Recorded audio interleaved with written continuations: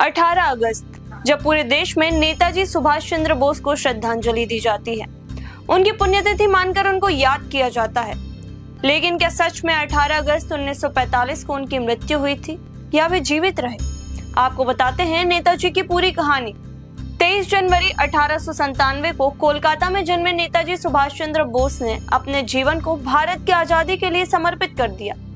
जब वे युवा थे तब से ही उन्होंने ब्रिटिश शासन की नीतियों को चुनौती दी। नेताजी शांतिपूर्ण आंदोलन पर विश्वास नहीं रखते थे। उन्होंने भारतीय राष्ट्रीय सेना INA का नेतृत्व किया और अंग्रेजों के खिलाफ सशस्त्र संघर्ष की राह पर चले। लेकिन 18 अगस्त 1945 की रात जापान में एक विमान दुर्घटना हुई। ऑफिशियल रिपोर्ट के मुताबिक नेताजी गंभीर रूप से झुलस गए और अस्पताल में उनका निधन हो गया। लेकिन इस घटना ने कई सवाल खड़े कर दिए। कई गवाहों और रिसर्च का कहना है कि असल में नेताजी इस दुर्घटना में नहीं मरे।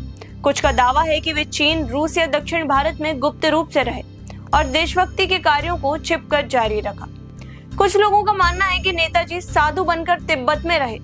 वहीं दक्षिण भारत में उनके गुप्त जीवन की कथाएं भी काफी चर्चा में रहीं। इंडियन नेशनल आर्मी यानी INA के कई अधिकारियों ने भी माना कि उनके अंतिम वर्षों का सत्य अस्पष्ट और रहस्यमय है।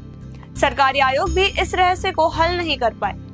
1970 और 1999 के जांच आयोग ने कहा कि विमान दुर्घटना में नेताजी मरे, लेकिन सबूतों की कमी और कॉन्ट्राडिक्टरी रिपोर्ट्स ने शंका को कायम रखा है। जनता और इतिहासकार आज भी इस बात पर बहस करते हैं कि नेताजी के गुप्त जीवन की कहानी क्या रही होगी। लेकिन उनकी मृत्यु के बिना किसी प्रमाण के 18 अगस्त को उनको श्रद्धांजलि देना कितना सही है? और यदि 18 अगस्त को ना दी जाए तो कब श्रद्धांजलि दी जाए? आपको क्या लगता है? हमें कमेंट्स में बताइए।